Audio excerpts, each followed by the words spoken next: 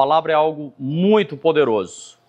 Diz aqui no caderno de Gênesis, capítulo 1, que no princípio Deus criou o céu e a terra era sem forma e vazia. E diz mais, e diz que havia trevas sobre a face do abismo e o Espírito de Deus se movia sobre a face das águas. E Deus disse, haja luz. Sempre que a gente dá uma olhada, eu gostaria de ler mais aqui, porque aqui tem a sequência da criação. No primeiro dia, no segundo dia, no terceiro dia, até no sétimo dia, quando Deus descansou. Então, quando a gente fala em empreender, quando a gente fala abrir um novo negócio, né, é o princípio, é o início de algo. Assim como teve aqui no início, Deus criou todas as coisas. E o curioso, Deus criou através da palavra. Deus pegou algo que estava sem forma e vazia, era a terra, e a partir dali, Deus criou. Deus começou através de quê? Através da palavra. Então, queridos, uma coisa a gente precisa saber, Deus nunca remenda. Deus sempre cria coisas novas, né? Deus sempre está à disposição para criar coisas novas na nossa vida. A questão é, você está disposto a dar lugar? Essa é uma pergunta muito importante. Você está disposto a dar lugar a coisas novas na sua vida? Você está disposto a abrir o entendimento? Porque tudo na nossa vida começa na forma que nós pensamos. Como é que eu penso? Como é que eu vejo? Eu sou empreendedor há muitos anos. Para acordar para essa questão, eu tive que passar alguns sufocos, né? Eu já contei várias vezes, eu tive que receber uma ligação na madrugada, eu tinha 30 e poucos anos, né? Ontem mesmo, tinha 30 e poucos anos, viu? E aí o meu irmão me liga de madrugada e fala assim, Paulo, o que você está fazendo para se aposentar? Eu falei assim, olha, eu estou dormindo, não estou pensando em aposentar, né? Porque a ligação era de madrugada, era mais barata, né? Não sei se vocês se lembram, vocês são dessa época. E aí ele passou 8 meses sem falar comigo, e eu fiquei muito triste, fiquei pensando, meu Deus, meu irmão me liga para falar sobre a minha vida, e eu dou uma resposta mal criada para ele, né? Olha, agora eu estou dormindo, eu não estou pensando nada. Depois de quase 8 meses, eu fui visitar o meu irmão e falei assim, rapaz, eu vim cá te pedir perdão pelo que eu falei com você. Como é que eu posso realmente empreender? Como é que eu posso me aposentar? Ele começou a rir, até cá em cima, e começou a me ensinar algumas estratégias. Começou a me orientar. Por isso, queridos, que sempre é bom que a gente tenha pessoas para conversar, pessoas para nos orientar, pessoas que já viveram a experiência e que você, de repente, não precisa mais começar o caminho do zero, porque alguém já tem essa experiência. E em Gênesis 1:28 diz assim, frutificai. Como é que alguém pode frutificar? Como é que alguém pode comer? Como é que você, Manuel, enfim, o Bruno, cada um de nós, como é que nós podemos fazer algo? A primeira coisa é tendo visão. A palavra visão, ela é uma palavra muito curiosa. Eu sou muito minucioso em relação às palavras. Eu gosto muito de olhar a etimologia da palavra, ou seja, o significado da palavra. Visão é você olhar e enxergar aquilo que outros não estão enxergando. Alguns anos atrás, nós chegamos aqui nesse lugar, isso aqui era mato, tinha lixo, tinha cachorro morto por ali, era onde as pessoas jogavam lixo, né? E alguém virou para mim e falou assim, peraí, o senhor está pensando em construir num lugar desse? Esse desbarrancado aqui, né? Eu falei assim, maravilha, o desbarrancado vai ser lindo, porque nós vamos fazer algo lá embaixo e tal, né? Jesus participou desse processo, e eu comecei a enxergar algumas coisas aqui. Eu comecei a enxergar a possibilidade de nós termos um lugar para a gente reunir, como estamos aqui hoje, para reunir as crianças, para fazer o trabalho. Então, visão, a palavra visão vem de uma palavra que é óptica. Óptica tem a ver com óculos, né? Com oftalmologista, né? Pessoas que cuidam da visão, mas a visão é você aprender a enxergar onde outras pessoas não estão enxergando.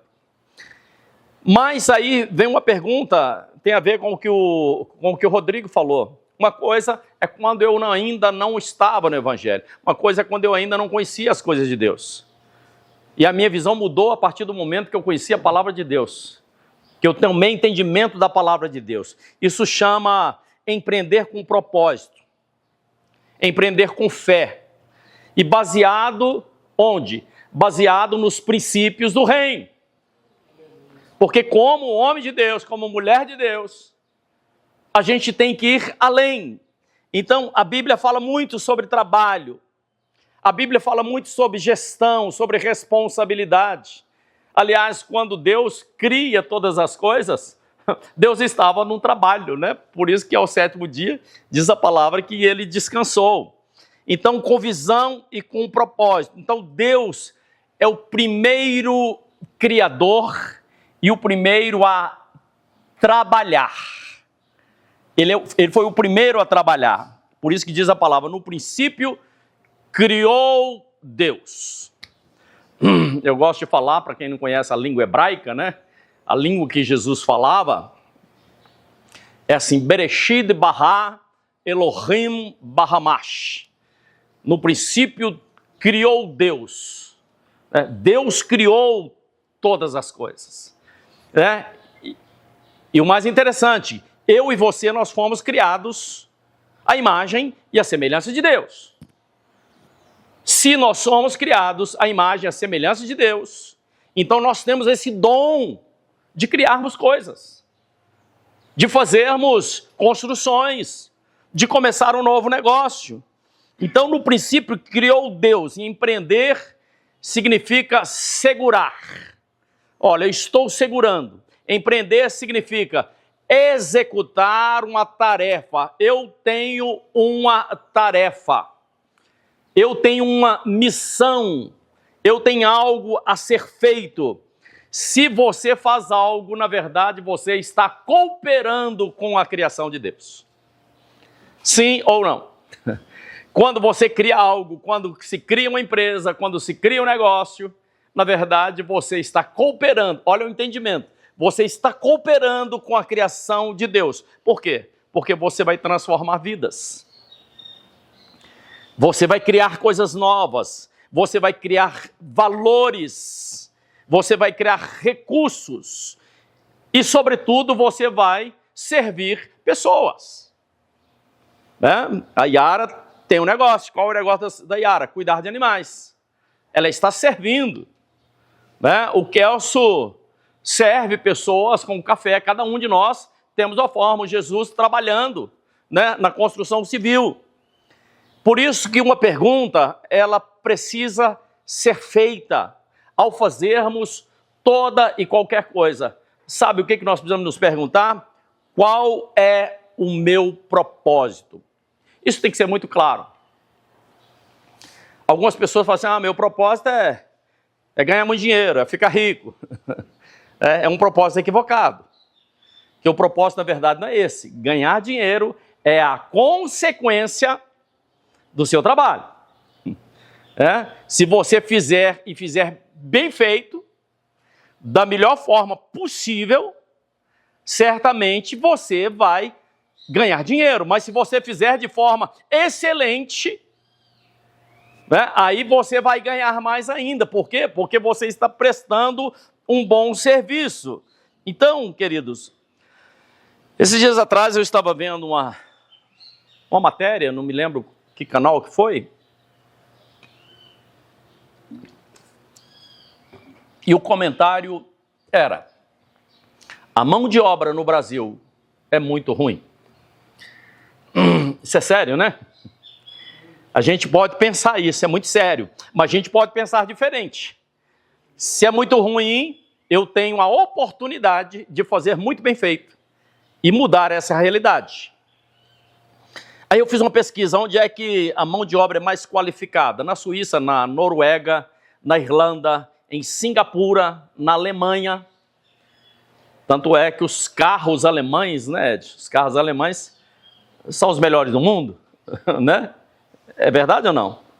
Quando pega lá, mas a maioria é. A maioria são os melhores do mundo. Então, são países que as pessoas tomaram essa empreitada de quando vão fazer uma coisa, dar o seu melhor. E nós temos dificuldade disso. Às vezes nós fazemos o mais ou menos. Às vezes nós estamos no médio. Não, eu estou na média. A palavra média é uma palavra perigosa, porque uma pessoa que está na média, ele é um medíocre. Deve ser muito ruim alguém falar assim, seu trabalho foi medíocre, né? Mas como é que nós podemos fazer? De que forma nós podemos fazer o excelente? E por que é que no Brasil a mão de obra é de baixa qualidade? A primeira coisa, falta de investimento na qualificação. O custo do Brasil. Nós temos hoje os juros mais altos do mundo. As questões educacionais. É tão triste você entrar numa sala de aula e, de repente, os alunos que estão não ter menor interesse de aprender, não quer saber nada, não querem, nem pensam em serem alfabetizados. Por quê? Porque existe uma mentalidade. Então, é uma questão também estrutural. Mas é uma questão a ser conversada, a ser debatida, e com uma lente, né? Como é que eu posso ser melhor? Como é que o meu trabalho, como é que a minha academia, né? Como é que a minha fábrica de calhas, né? Pode ser a melhor de Uberaba, Hudson? Como é que eu posso dar o melhor, não para fazer mais ou menos, para ganhar um dinheiro e ir embora? Não, posso até demorar, eu posso até demorar no meu trabalho, mas eu tenho que dar o meu excelente. Por quê? Porque você não vai fazer serviço apenas uma vez. E aí vem a grande questão, o diferencial de sermos empreendedores com um acréscimo, empreendedores cristãos. Olha, aquele homem lá serve a Deus. Olha como é que ele faz o trabalho com excelência. Alguns anos atrás, uns 40 anos, 50 anos atrás, as pessoas falavam assim, eu vou contratar aquele camarada lá porque ele é cristão. Ele dava o excelente. Hoje, infelizmente, já não se pode falar a mesma coisa. Porque o que tem de cristão fazendo coisas mal feitas. Então, a nossa pergunta, como eu devo ser um empreendedor cristão? A primeira coisa, trabalhar com diligência e administrar bem aquilo que Deus te confiou para fazer. Eu preciso ter esse entendimento. Deus confiou para eu fazer essa chave. Deus me confiou para fazer esse negócio. É daqui que eu tiro o meu alimento. É daqui que eu sirvo a minha sociedade, né? Colossenses 3:23 diz assim, tudo o que fizer, faça de todo o coração, como se fosse ao próprio Deus. Tudo que você fizer, faça com todo o seu coração, ou seja, com todo o seu empenho, com toda a sua vida. Colossenses 3:23. Com toda a sua vida, com todo o seu esforço. Não vou fazer de qualquer jeito. Eu vou dar o melhor de mim. Eu vou me esforçar. Por isso, o propósito, ele vem antes do lucro. Se você vai fazer um serviço pensando no lucro, você está fazendo errado. A primeira coisa é o propósito. Né? Eu vou fazer, eu tenho um propósito. Então, a nossa mentalidade, às vezes, tem sido, quanto é que eu vou ganhar fazendo esse negócio? De que jeito eu vou ganhar, né? Lucro, querida, aprenda. Lucro é apenas o fruto do seu trabalho. E o propósito é executar bem aquilo que você estiver fazendo, conforme diz Colossenses. Faça aquilo que você for fazer, independente do que for. Faça como se você estivesse fazendo para o próprio Deus. Aí Mateus capítulo 25, verso 14, diz que Deus nos dá dons. Que coisa poderosa, né? Nós temos dons, nós temos capacidade para fazer algumas coisas. E os dons, eles são distribuídos. Nós estamos lembrando aqui da parábola do talento, né? Que o próprio Senhor deu a um 3, deu a outro 5, e o outro 1, né? Então, um que ganhou mais fez multiplicar, o outro ganhou um pouco menos, mas multiplicou também, e o outro que ganhou um talento, enterrou o seu talento. Que problema! E o maior problema ainda é o que Deus fala. Olha, servo inútil, joga esse camarada nas trevas. Isso é sério, isso é muito sério. Então, amados, todos nós temos muitos talentos, sim ou não? Né? Todos nós temos muitos talentos.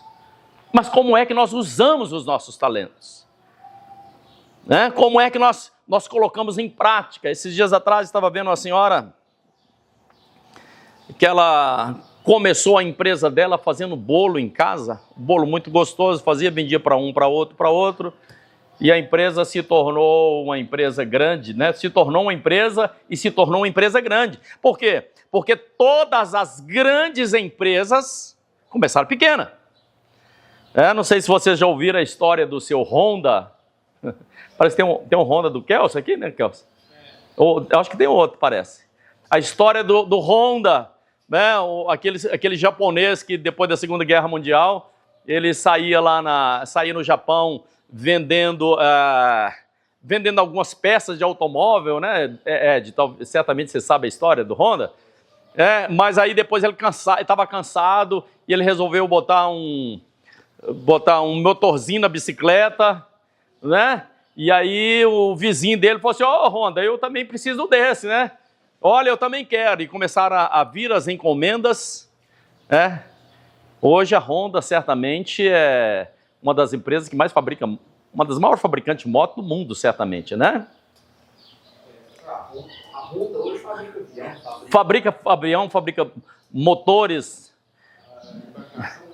mas começou colocando motor na bicicleta.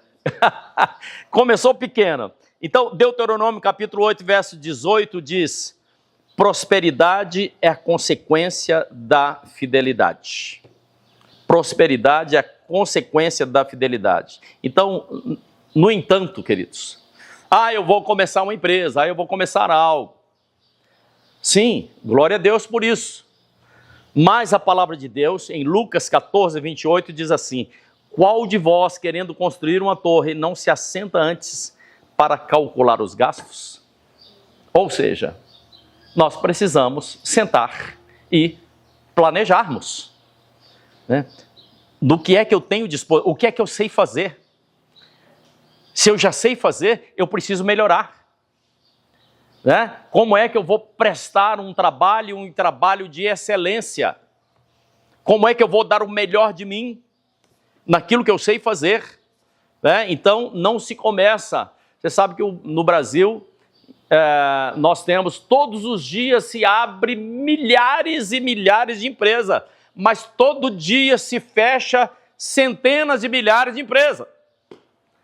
Por que é que abre a porta e depois fecha? Abre e fecha porque as pessoas não planejam. Porque as pessoas não sentam, como diz aqui, vai construir uma torre, não se assenta para calcular os gastos. E como calcular? Como é que nós vamos calcular? A primeira coisa é tendo visão. É olhando e vendo no invisível. Às vezes você olha um determinado lugar, ninguém está enxergando nada. Mas você consegue enxergar algo ali. Olha, aquilo ali é uma oportunidade. Normalmente, as oportunidades são as carências de uma sociedade, né? Aqui na Desterro está precisando de arrumar bicicleta. Estou vendo pessoa com pneu furado para lá e para cá. O Emerson vai lá e começa uma oficina de bicicleta que atende, né? Atende toda aquela região.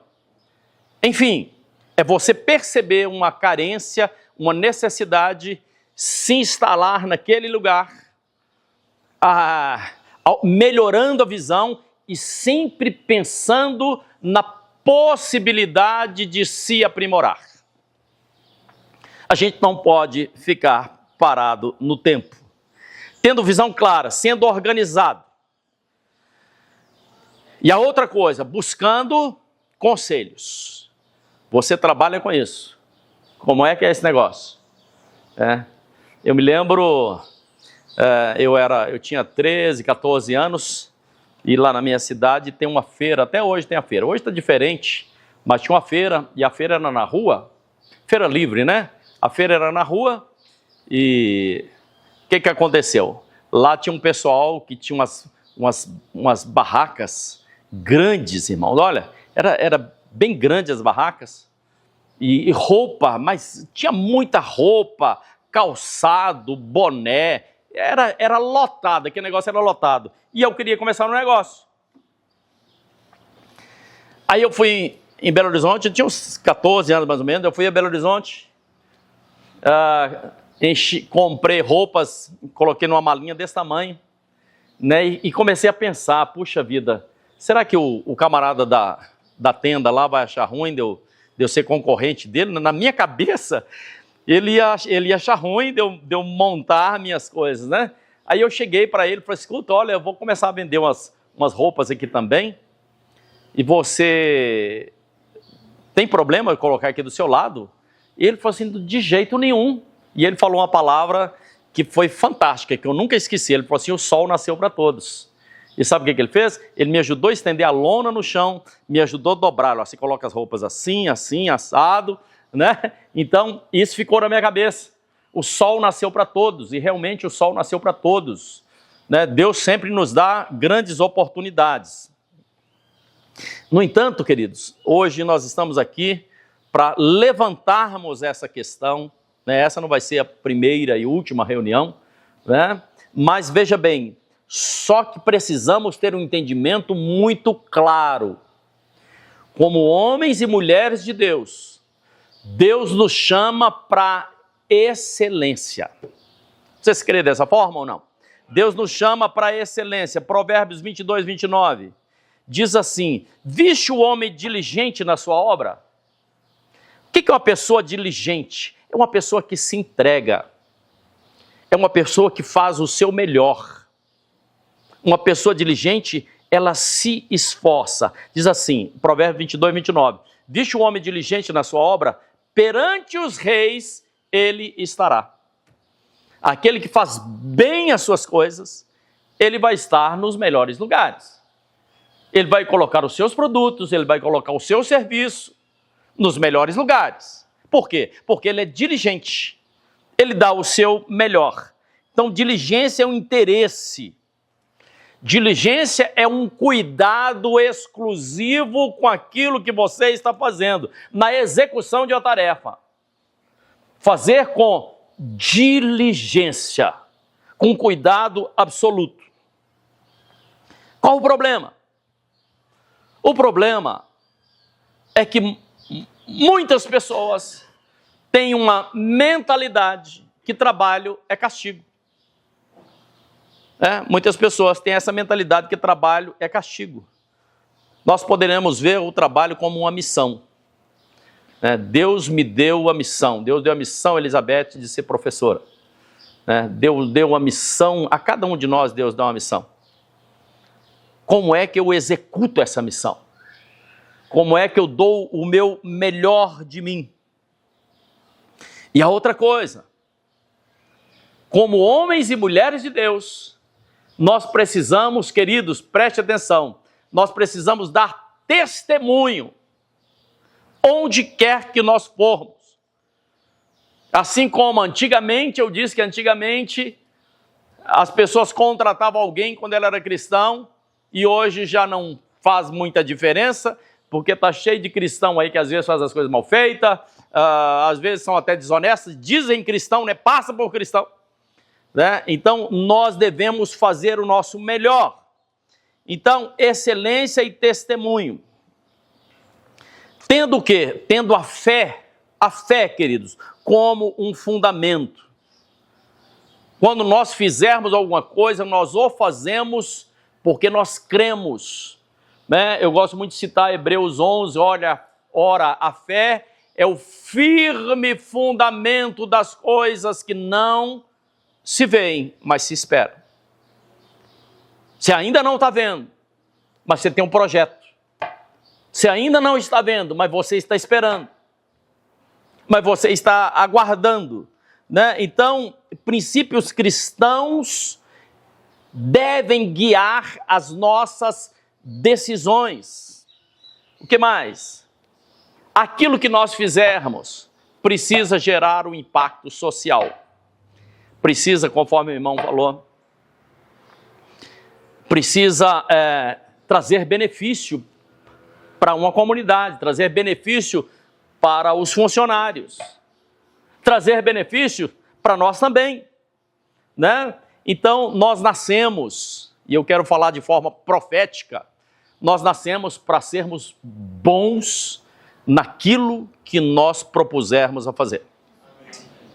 Faça o seu melhor, com ética, com propósito, porque a ética naquilo que você fizer vai trazer um resultado duradouro. Vou repetir, a ética naquilo que você fizer vai trazer um resultado duradouro. Olha, eu arrumo o meu carro, eu participo de tal lugar, da academia, eu vou na oficina, quem faz as minhas calhas é o fulano. Por quê? Porque ele faz bem feito. E o curioso, vocês sabiam que quando a pessoa faz bem feito, normalmente as pessoas que receberam o trabalho, o serviço, ele fala para as 3, 4 pessoas. Agora, quando faz mal feito, você sabe que é para mais de 20 pessoas. Sabia disso ou não?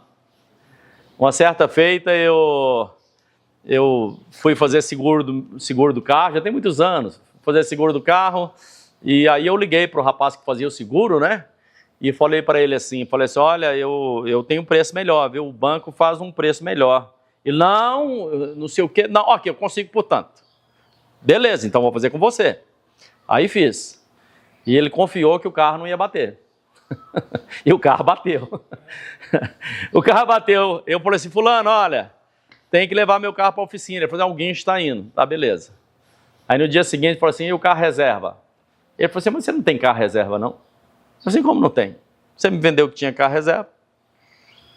Aí ele falou assim, quem mandou você não ler o contrato?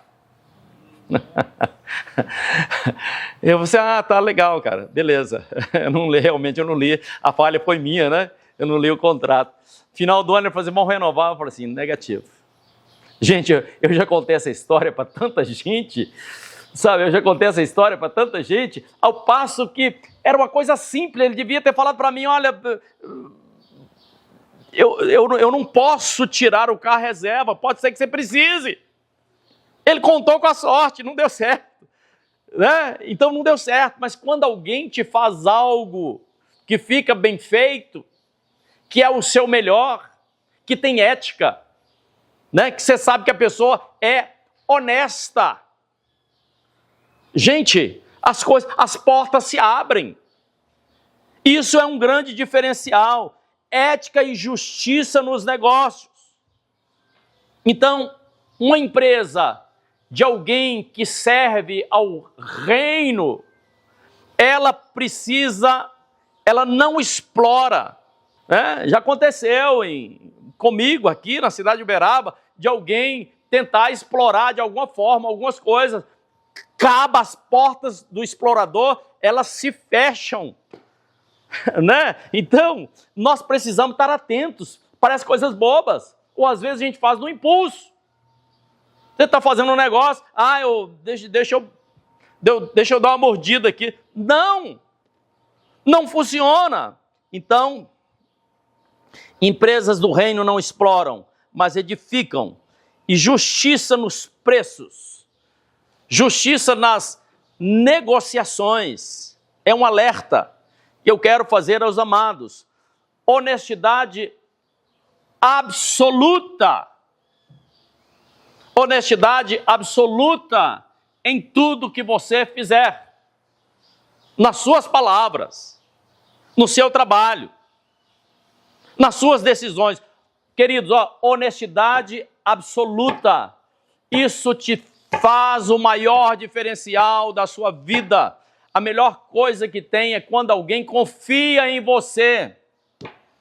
É bom demais. Olha, vou fazer isso. Eu confio em você. É verdade? Olha, eu confio em você. Por isso que eu estou fazendo esse negócio. Então, negócio sem ética. Estou falando agora do ponto de vista espiritual. Negócio sem ética é um verdadeiro fracasso espiritual. Se fracassar no espiritual, fracassa nas demais coisas. Mesmo que gere lucro, não deixa eu dar uma mentidazinha aqui, porque vai me gerar um lucro. Não vai, preste atenção, não vale a pena. Infelizmente, nós estamos vivendo num mundo que as pessoas perderam. Antigamente, os mais velhos, já viu falar que fazia negócio no fio do bigode? Olha, tá aqui, ó, arrancava, devia doer pra caramba, né? Arrancava, aqui, ó, tá aqui, ó, o fio do bigode. E pronto, acabou. Ou a palavra fechava. Só que a nossa sociedade foi se corrompendo, a começar dos governantes lá em cima, né? Os camaradas prometem, depois não cumpre, enfim. E nós temos acabado assimilando essa visão. Por isso que a palavra de Deus diz que Deus nos dá recurso para multiplicar. Crescei, multiplicai e dominai a terra. O que você se propuser a fazer, você precisa aprender a dominar. É a ordem que está na palavra de Deus. Faça aquilo que você domine. Se ainda não domina, aprenda a dominar, para que fique bem feito. Se ficar bem feito, os resultados virão. Então, há uma outra coisa, eu estou apenas dando uma pincelada. Uma outra coisa é sabedoria financeira. Tem pessoas que até ganham bastante, mas falta um negócio chamado sabedoria financeira e acabam gastando mais do que ganha. O que vai acontecer, Gustavo? Vai para o brejo. Está quebrado. E a gente vê todos os dias, às vezes a gente vê empresas imensas que começa, e daí um tempo, bom, mas o fulano quebrou, você está sabendo? Não, quebrou. Por quê? Porque estava gastando, não soube administrar, né? Não soube cuidar daquilo que Deus deu a ele. Então, guardar, investir, e uma outra coisa que nós não sabemos, evitar o desperdício. A minha sobrinha tem um negócio como é que fala quando um filho vai para intercâmbio, né? O filho vai para outro país e o filho de lá vem para cá? Intercâmbio, né? Minha sobrinha foi fazer um intercâmbio e foi para um país aí. Aí chegou lá, parece coisa boba, viu, irmão? Mas não é. Chegou lá, ela botou a pasta de dente na escova, ligou a torneira, e a torneira, e ela aqui escovando os dentes. A dona da casa falou assim, não, você molha a escova, se molhar, fecha, escova seus dentes, e depois você abre de novo, para enxaguar a sua boca. Por quê? Porque nós pensamos que nós temos muita água, e desperdiçamos. Muitas vezes nós compramos coisas sem necessidade. né? Eu já ensinei no curso de As Riquezas do Reino, eu falo muito sobre isso. Qual o critério para você comprar algo? O primeiro critério é: eu quero ou eu preciso? Eu quero ou eu preciso? Não, eu quero. Não, se eu quero, eu não preciso. Né? Querer, a gente quer coisa demais, né? Quer um jatinho, não quer? Quer um iate, sei lá o quê. Mas a pergunta é: eu preciso? Realmente eu preciso? Aí vem outra pergunta: eu posso? Não, se eu não posso, então não vou comprar. Vou passar sem. Eu vou improvisar, vou dar alguma coisa de cá, mas... Então são duas perguntas: eu quero ou eu preciso? Não, eu preciso. Mas eu posso agora? Não, eu não posso. Então eu não vou comprar. E uma outra coisa é a generosidade. Aprendermos a sermos generosos. Alguém poderia dar uma olhada para mim aí na sua Bíblia, 2 Coríntios 9:6? Olha para mim, por favor, 2 Coríntios, capítulo 9, verso de número 6. Leia em voz alta, quem encontrar. 2 Coríntios 9:6. Digo isto, que quem semeia pouco, pouco também sem parar. E quem semeia com abundância, e abundância sem parar. Pois é, quando eu falo de desperdício, aí fica assim: peraí, mas o fulano é miserável. Não, a questão não é essa. Desperdício é outra coisa.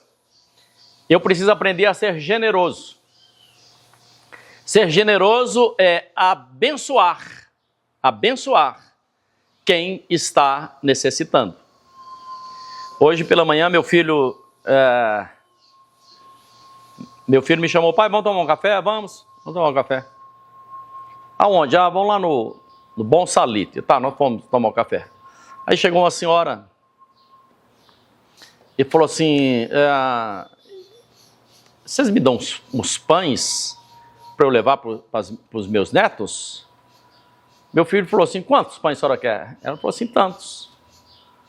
Aí ele foi lá dentro, pegou os pães, veio, entregou, deu para ela e falou assim: agora eu posso orar por a senhora? Ela falou assim: pode. E ela baixou a cabeça, até fotografei.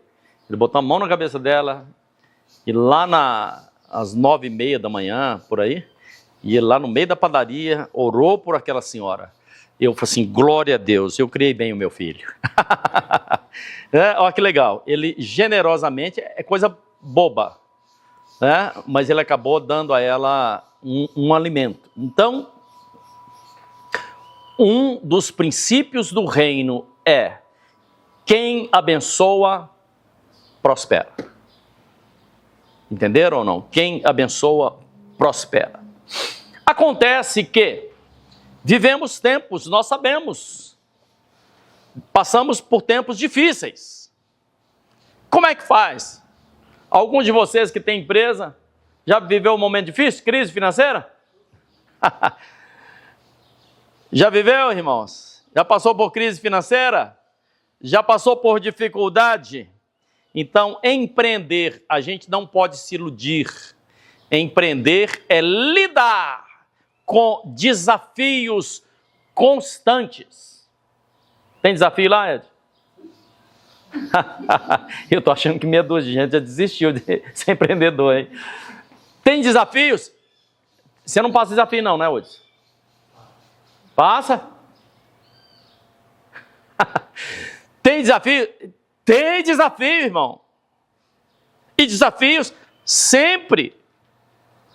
Mas você sabe que os desafios é uma forma de você crescer? Então, qual é a palavra de Deus para quando vierem os desafios? Porque os desafios, eles vêm. Deus fala em Josué 1:9, Deus fala assim: seja forte e corajoso. Essa palavra é muito forte, né? Seja forte e seja também corajoso. Se você não for forte nos momentos de dificuldades, se você não tiver coragem, para enfrentar os desafios, você vai desistir na primeira esquina. Então, lembre essa palavra, ser forte e corajoso. Lembra que Deus está ao seu lado o tempo todo e você vai passar pela crise e sair de cabeça erguida lá na frente. As crises vêm, mas as crises não vêm para nos derrubar. As crises vêm para nos amadurecer, para que a gente aprenda. Então, um empreendedor do reino, ele nunca desiste, mas ele se adapta a novos momentos. Deixa eu contar uma história para os irmãos, rapidinho. Na década de 80, eu tinha acabado de sair, do seminário, já estava casado. Uns alunos meus chegaram para mim e falaram assim, pô, está sabendo o que aconteceu? Eu falei, o que está acontecendo? Ele falou assim, lá no nosso trabalho. Eu falei, não sei o que foi não. Tinha uma empresa, um galpão muito grande, tinha uma fábrica de móveis, naquela época eram os modulados, né? Talvez a maioria de vocês não conhece dos modulados. Modulado era sofazinho que ia colocando um do lado do outro, fazia em volta, enfim, e usava muitos modulados. Eu falei, a empresa foi embora, faliu, enfim. E 3 dos meus alunos trabalhavam naquela empresa. E eu falei assim, é mesmo, cara? E eu já não gostava do meu trabalho, do meu serviço. A empresa faliu, foi embora. E como é que vai ficar os clientes? Os clientes estão soltos, né? E eu falei, você sabe fazer? Sei. Você também? Sei, nós sabemos fabricar. Aí eu falei assim, então vamos montar uma empresa? Montei um galpão pequeno no fundo da minha casa. Montei lá um galpãozinho, nós mesmos fizemos e começamos a trabalhar. E arranjei um vendedor, pedi demissão no correio. Minha sogra falou assim, pode, você ficou doido, hein? Largar o emprego seguro. Porque tem essa questão. As pessoas pensam no emprego seguro, mas você está seguro. Mas também você não vai para frente, você vai ficar a vida inteira da mesma forma, né? E nós começamos a produzir, depois nós tivemos que alugar um galpão maior, os móveis ficavam bem feitos, começamos a atender umas empresas grandes, só que depois veio o plano do Sarney, que aí arrebentou com tudo e nós tivemos que nos adaptar, mas não vou falar sobre isso, é uma outra história. Por isso, queridos, preste atenção. Nós precisamos ter no nosso coração, nós servimos ao Senhor. Então, a nossa empresa, a nossa vida, os nossos funcionários, os objetos que nós tivermos, onde a gente trabalha, devem necessariamente serem consagrados a Deus. Por quê? Porque a nossa vida pertence a Deus.